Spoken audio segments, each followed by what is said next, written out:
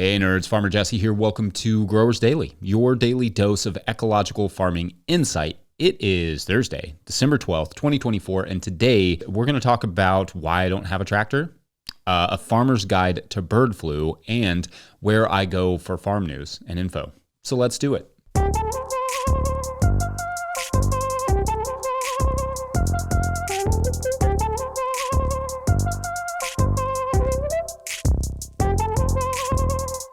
All right, so I hope everyone is having a good time gearing up for the holidays and all that good stuff. In fact, I'm just going to warn you now that it looks like I will not be able to put up anything the week of Christmas for all the family stuff going on, but I will be back to it the following week for New Year's.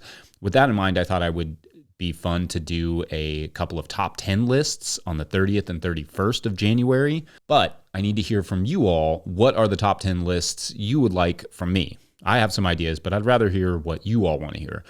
They can be solely from 2024 or from farming in general. Drop those ideas for top 10 lists in the December show thread at Patreon or in the YouTube comments section, and I'll try to get to a couple of them for those last days of the year.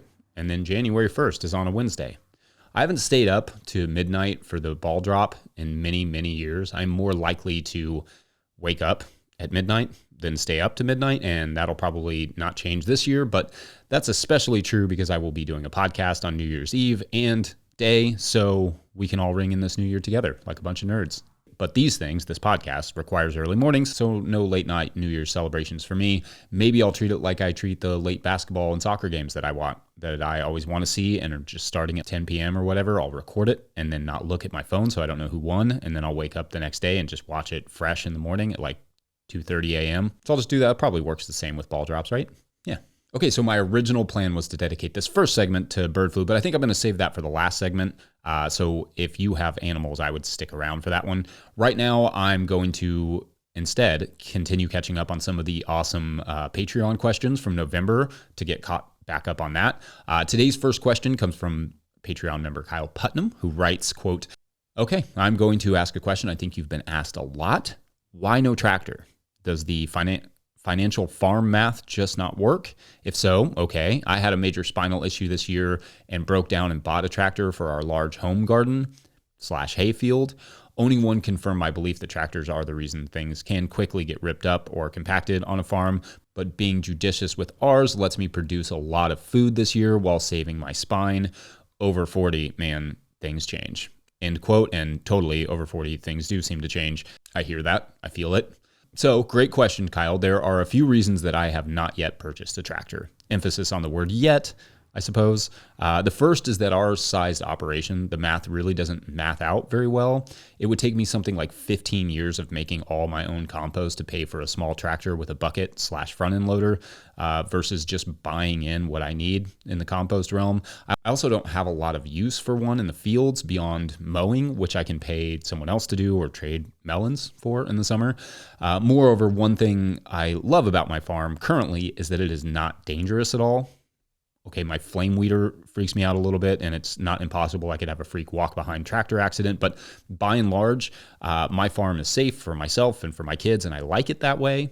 Tractors add a whole other level of safety risk. If nothing else, the smashing of fingers swapping implements, I do not miss that. As my mentor Eric Smith used to say, metal is unforgiving, and I have lived that for a while, switching implements. Also, I am limited here on this farm in terms of covered space in which to keep a tractor.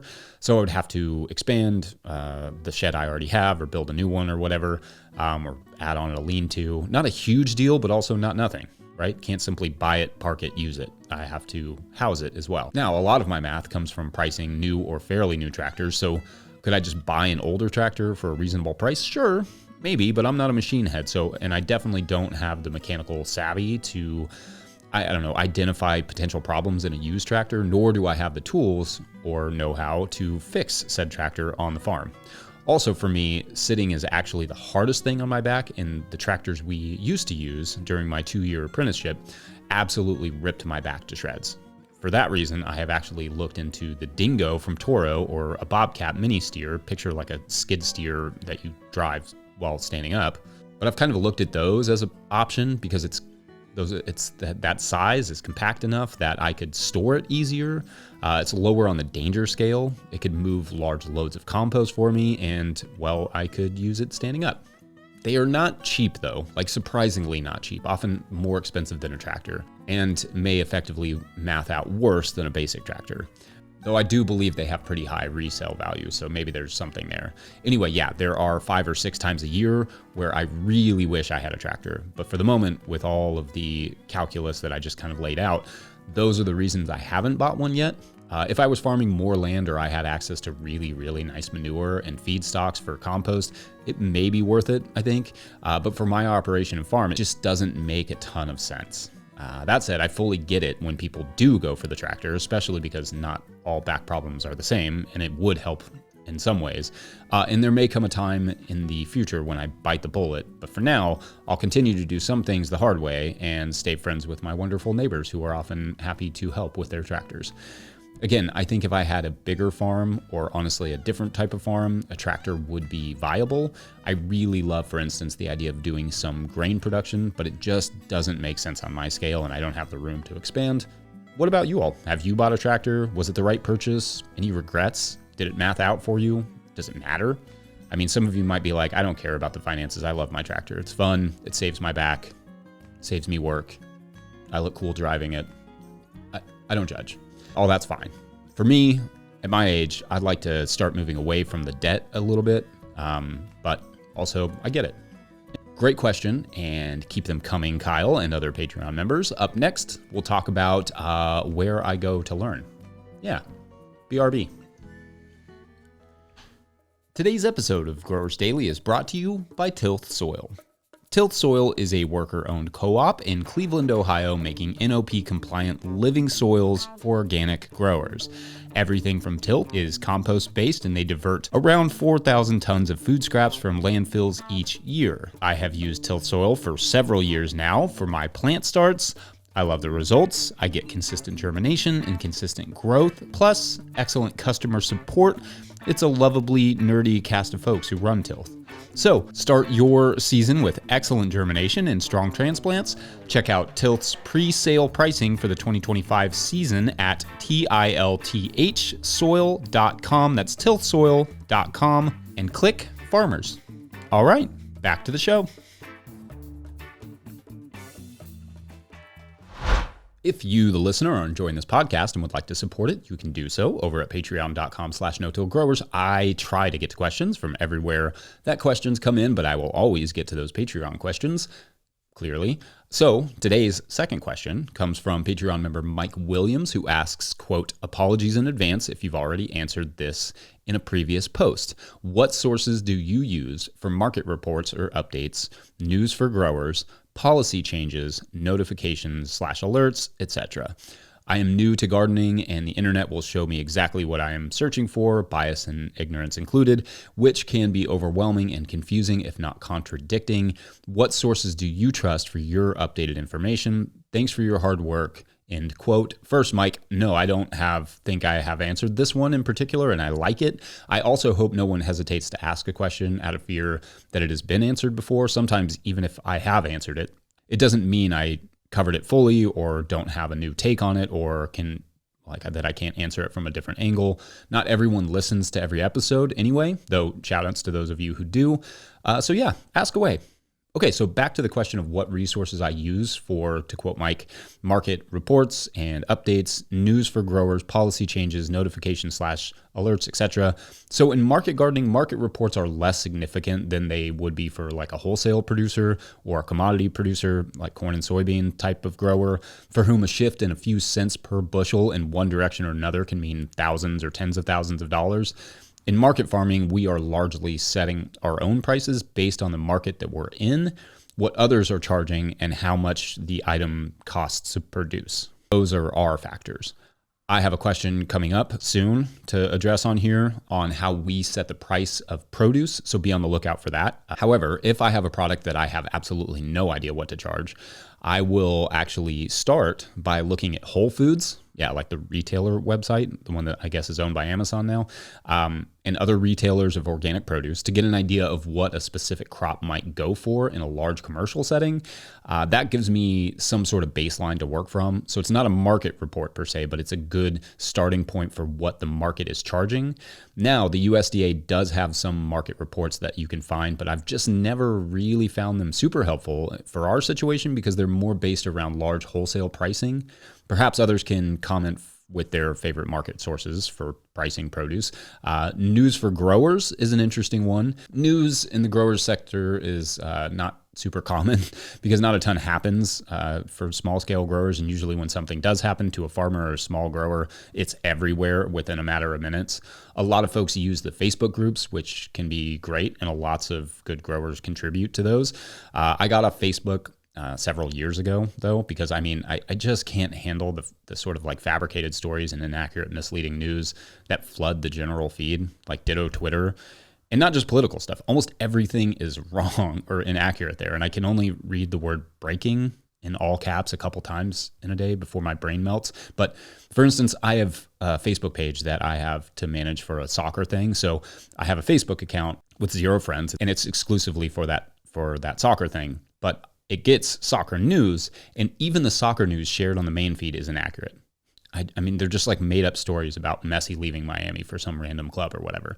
So although there is some decent growing info in the groups for sure, the juice is just not worth the squeeze for me to have to log in to that site. Instead, we have the No-Till Growers Forum, like as an alternative that also has a lot of really good growers populating it, and you don't have to see which club Messi isn't actually going to. There is a bonus.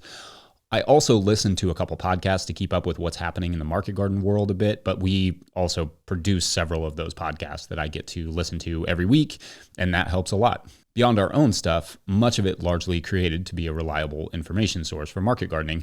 I really like Growing for Market magazine. That's a great resource. Ditto Instagram, honestly, if you curate it well and follow a range of good growers who share like what their practices are. I should also say that getting on your own local ag organization's email list can be helpful for finding grants and things that might be beneficial to you or affect you specifically, like in your region or in your context. Conferences are another place to pick up important tidbits that might benefit your farm specifically and find other organizations to follow.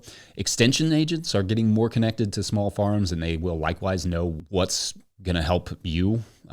Sometimes it's like county by county, and they'll be like, we have this grant from such and such, that you can apply for. And there's no way I would know that for you. Like if you're in, I don't know, Wisconsin, like there's probably a ton of stuff going on there that I would have no idea about. As for reading about larger ag policy and such, I like Politico's ag reporting. I wrote for Civil Eats for a while and did a couple articles for The Atlantic. Have I mentioned I was also a journalist? I feel like I've done everything. Those are both excellent resources. I read the New York Times ag policy and science stuff as it pops up, and I also seek out conservative and progressive analyses alike for different farm policies. I think a good habit we should all develop is to get to the point when we can argue the opposite side of every issue we care deeply about or that anger us or that we're really passionate about. I think the assumption in most contentious issues is that the other side is just, dumb, which, spoiler alert, is more often than not the case. It's just that the way news and information is delivered to us anymore, it's heavily weighted in one direction or another. Again, Facebook and Twitter are the worst, and TikTok can be bad, but I avoid it because I don't get on that site because it's just a time suck. But anyway, that's another digression. It's easy to assume the other side of an argument just doesn't get it. The reality is, though, most people are smarter and more thoughtful than what the media we consume ever gives them credit for. And I'm not just talking about politics. This scenario can play out in ag, too, with things like subsidies, which people have strong feelings about and should, because it is a lot of money, but may not understand the full reality of those subsidies. In fact, farmer Chris Newman posted a few videos recently on farm subsidies that I thought were really insightful and worth listening to or watching.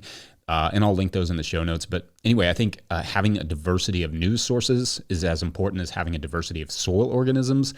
That's how you develop a healthy understanding of the world and a healthy world. Did that at all answer your question, Mike? I have no idea. I hope so.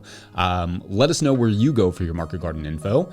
Up next, let's talk about bird flu and talk about what farmers should know about it. Be right back.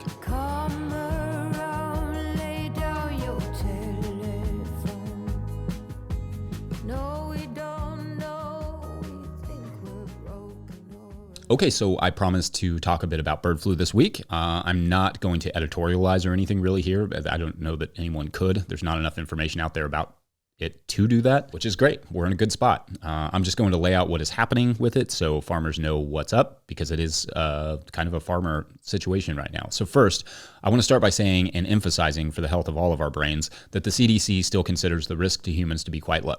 There have been a few cases in people, the vast majority of mild, and come from those individuals having direct contact with livestock. Only one of them that we know of has turned severe. A Canadian teenager was hospitalized for some time with severe bird flu infection in the lungs.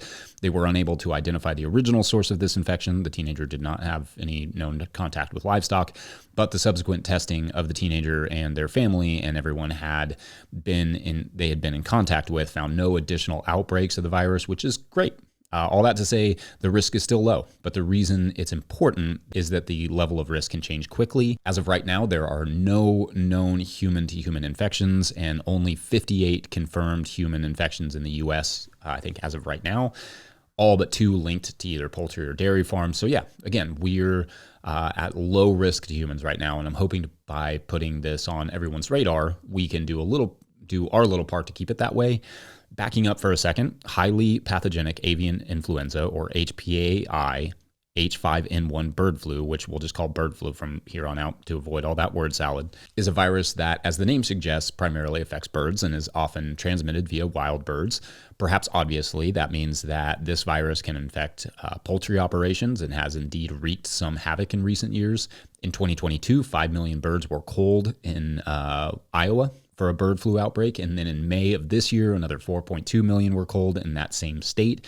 In Colorado in July, 1.2 million were culled, and these are just a few of the big operations that have been affected, and bird flu has also infected backyard flocks as well. If you have sick chickens, you can report it to your vet or call the USDA's toll-free hotline.